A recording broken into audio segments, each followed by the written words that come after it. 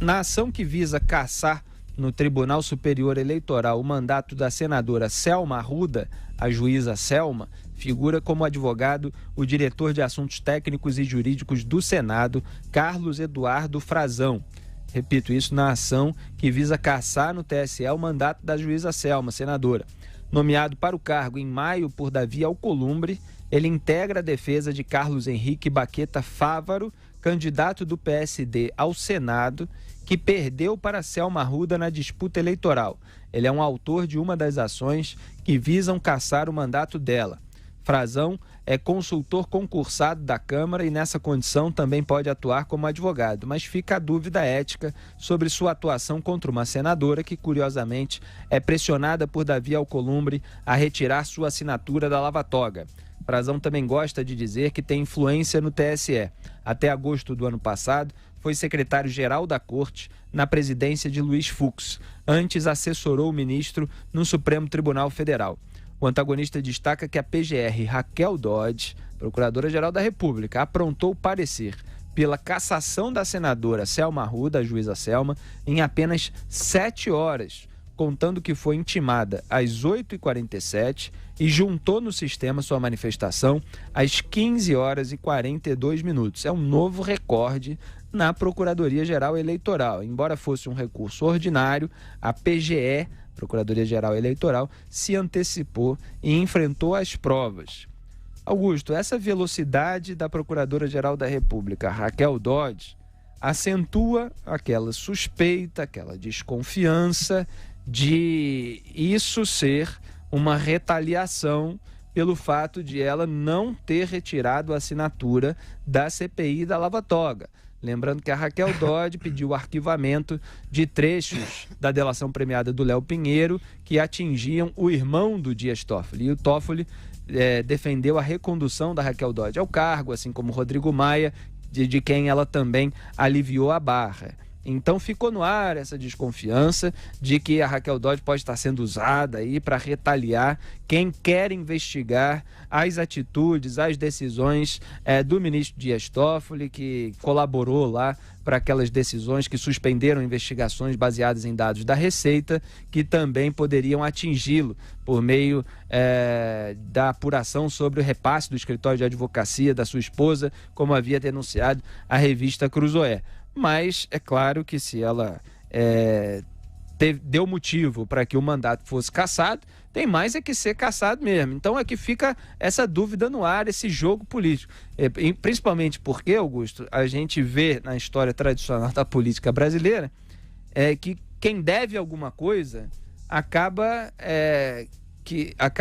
deixando que isso seja usado, né, como forma de exploração por adversários para eventuais chantagens políticas. Exatamente. Quer dizer, eu acho o seguinte: o caso da juíza Selma tem que ser investigado, vamos ver o que ela fez e tal. Agora, evidentemente, essa precipitação das coisas é suspeitíssima. No discurso de despedida do cargo, a Raquel Dodge se queixou de jornalistas que tratam levianamente questões, decisões aí da procuradora, que a internet é irresponsável. Tá? É o seguinte, tem um excesso de coincidências, né? É o seguinte, esse excesso de coincidências, essa suruba legal aí para fazer essa chicana desse advogado aqui do Senado, que é funcionário público e advoga, funcionário do Senado, advoga contra senadores, está tudo errado. Aí agora, a Raquel Dodge não conseguiu encontrar provas que foram acumuladas, vêm sendo acumuladas aí há muitos anos, que colocassem, pelo menos na condição de investigados, o Renan Calheiros e o Jader Barbalho. Esses têm 30 anos, o prontuário deles tem 30 anos de registros. E ela não viu prova nenhuma. Recomendou que fosse arquivado. Para a doutora a juíza Selma, ela precisou de 7 horas para enxergar provas. É estranho. essa diferença de critério, do uso de critérios aí, é estranha. Eu lamento dizer isso e digo com a tranquilidade de quem várias vezes disse aqui que estava gostando do desempenho dela, do conjunto da obra dela na Procuradoria-Geral. Com essas decisões dos últimos dias, ela me obriga a rever essa impressão boa que eu tinha e eu passo a suspeitar dessas decisões, no mínimo precipitadas. É muita coincidência. Aliás, a Raquel Dodge está limpando as gavetas da pior maneira possível. A Procuradora-Geral da República deu um parecer para que seja concedida uma liminar de urgência proposta pelo Vice-Procurador-Geral da República para limitar o artigo da Reforma Trabalhista de 2017, que limita a edição de súmulas por parte do Tribunal Superior do Trabalho. É por meio de súmulas, muitas delas contra a lei em vigor, que os sindicalistas de toga do TST vêm sabotando quem tenta modernizar as relações de trabalho no Brasil. Registra aqui o antagonista. A luta continua. Então a Raquel Dodge está aí com um fim melancólico de mandato e, é claro, gostaria só de registrar que Augusto reforçou a questão de essas movimentações serem suspeitíssimas. É bom deixar claro que esse programa coloca os pingos nos is e tudo que é suspeito a gente diz que é suspeito. A gente não sai acusando crime. Precisa ser investigado. Precisa ser investigado. Movimentações bancárias atípicas, seja do Flávio Bolsonaro, seja do Davi Miranda, seja do André Siciliano, do PT. José Maria Trindade, que movimenta milhões em Brasília. A movimentação bancária é atípica. Ela eventualmente pode ser explicada ou ela não pode ser explicada e está ali, de fato, como uma iniciativa que tem um crime por trás ou um ato de improbidade administrativa. Então, a gente dá aqui o devido peso às coisas. José Maria Trindade. Pois é, olha, Augusto, eu gostaria de movimentar milhões, honestamente, mas o negócio aqui é feio, né? A situação aqui é complexa. Olha, Augusto, a Procuradora-Geral Raquel Dodge, ela pede execução imediata, né? Tem um exagero. Porque a juíza foi condenada por abuso de poder econômico porque as contas dela não foram aprovadas, né? Entrou dinheiro na campanha que ela não contabilizou e tal, aí ela foi condenada no TRE, Tribunal Regional Eleitoral, né? Mas normalmente esse processo, o que eu sou contra, eu acho o seguinte: a justiça eleitoral só julga crimes eleitorais, né? Já devia ter julgado isso há muito tempo. Aí fica esse negócio, enrola, mas não, demora 3, 4 anos. Quando acaba o julgamento, o mandato já acabou. No caso, é 8 anos o mandato do senador, né? E já existem ali pessoas trabalhando, querendo fazer disso aí um ato político e caçar a senadora. Então, eu acho que a Justiça Eleitoral tem a obrigação de imediatamente resolver isso aí. Ela foi condenada no TRE e a Procuradora-Geral da República pediu a execução, ou seja, que ela saia do mandato imediatamente e que sejam feitas outras eleições para que o suplente não assuma. É coerente, né? Porque se o suplente também usufruiu dos votos adquiridos por uma contabilidade não feita ou sem contabilidade, ou caixa 2, né? Isso aí não está certo. Mas o que é estranho é exatamente esta ação. Por que escolher pinçar processos, né? Isso aí cheira mesmo uma retaliação. Isso não pode acontecer entre poderes. Que um preso ligue para alguém fazendo chantagem, que um preso ligue para outro tomando dinheiro pelo telefone, tudo certo, está dentro do jogo, ele vai para a cadeia. Agora, entre poderes fazer esse tipo de chantagem, isso tem que ser coibido, isso tem que ser denunciado, e é muito bom que a gente tenha a oportunidade de fazer esse tipo de esclarecimento. Me ajuda aqui, Zé, que eu quero lembrar um caso, porque eu não confio nos tribunais regionais eleitorais, em nenhum. Eu me lembro que foi decisiva a atuação do Tribunal Regional Eleitoral do Maranhão para a cassação do mandato que estava no meio do governador, era Jackson Lago, né? Jackson Lago, do PDT. Quem assumiu? Os juízes do Sarney agiram. Quem assumiu? Rosiana Sarney. No meio do mandato. Aquela decisão O Brasil não deu muita importância àquilo, achando que no Maranhão acontece tudo, mas meu Deus do céu, um governador, foi a primeira vez que um governador perde o mandato, e a gente sabe dos juízes do Sarney, perde o mandato na metade, assume o adversário que perdeu a eleição, filha do cara poderoso que manejava ali o funcionamento de tribunais. É isso aí. Eu quero lembrar... Fala, Zé. Foi vergonhoso aquilo ali. Ela não foi. Pode se repetir, não. No mínimo, seria outra eleição. Já que a gente levantou aqui essa desconfiança que fica no ar sobre eventual retaliação contra a juíza Selma por não ter retirado a sua assinatura do pedido de criação da CPI da Lava Toga, eu só quero lembrar o que pede a CPI da Lava Toga e a diferença para as primeiras iniciativas de se instalar essa comissão.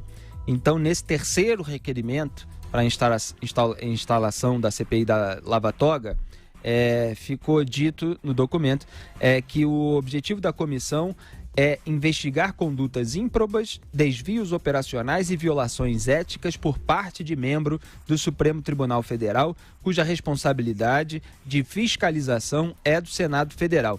O alvo do inquérito o inquérito aberto pelo Dias Toffoli para apurar os supostos ataques ao STF, aquele suposto inquérito contra supostas ofensas e fake news contra ministros do Supremo.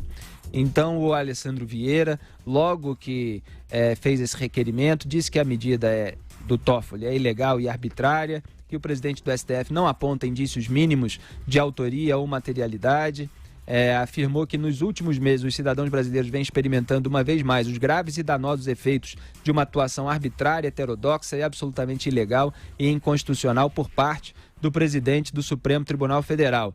Aí usou até uma expressão que eu usava muito aqui no programa, a escalada de autoritarismo e franco desrespeito às leis e à Constituição atingiu seu ápice com a censura imposta a órgãos da imprensa. Uma referência do Alessandro Vieira à censura a Cruzoé, que havia simplesmente publicado um documento juntado aos autos de um processo no qual Marcelo Odebrecht revelava o codinome do Dias Toffoli na empresa, que era amigo do amigo do meu pai, quer dizer, amigo do Lula, que é amigo do Emílio Odebrecht, pai do Marcelo. E o Alessandro Vieira continuava: ao se valer de suas funções para proteger a si próprio e aos seus colegas, por meio de uma blindagem ilegal, todos tornaram-se imunes a qualquer ação por parte de órgãos fiscalizatórios. Esse ponto é muito importante, porque na época das primeiras iniciativas para a CPI da Lava Toga, eu fiz críticas à maneira como ela foi colocada, ao escopo, porque é um escopo genérico demais, que falava de investigar o Poder Judiciário, que falava de investigar até pedido de vista de ministro do Supremo Tribunal Federal, que era um escopo tão amplo que ficava muito fácil de desqualificar aquela comissão e o trabalho que poderia ser feito nela. Falei várias vezes, se ela começar, vou defender que vá até o fim e chegue a objetos definidos. Mas esse escopo está muito genérico, está muito ruim, não está fortalecendo a comissão parlamentar de inquérito, o objetivo principal. É preciso ter objeto definido, que é justamente agora o que se critica em relação ao inquérito aberto pelo Dias Toffoli, que não tinha objeto definido. Então, e eu falei aqui nesse programa, há outras investigações de órgãos fiscalizatórios, para usar aqui essa expressão do Alessandro Vieira, que estão se aproximando dos ministros do Supremo por meio dos seus parentes. E o que aconteceu com essas investigações? Então, qual é a diferença daquelas primeiras tentativas de CPI para essa? O que aconteceu foi que essa escalada autoritária do Supremo Tribunal Federal e essas parcerias, que fica no ar essa desconfiança desses acordos, fez com que se estancasse essas frentes de investigação. Então, esse inquérito aberto pelo Toffoli, dentro dele, o Alexandre de Moraes tomou uma decisão para suspender, por exemplo, a apuração da Receita Federal sobre 133 contribuintes, inclusive as esposas ali, familiares do Dias Toffoli e do Gilmar Mendes.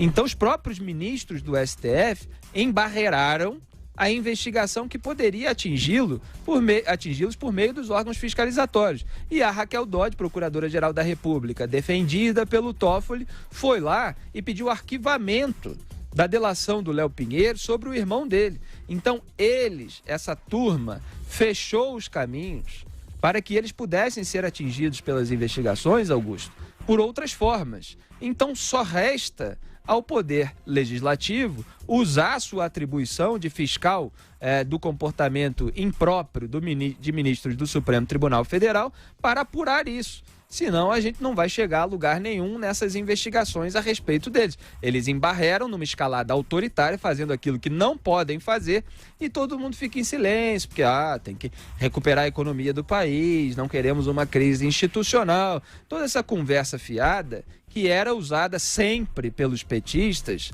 para falar contra todas as investigações que eram realizadas a respeito deles.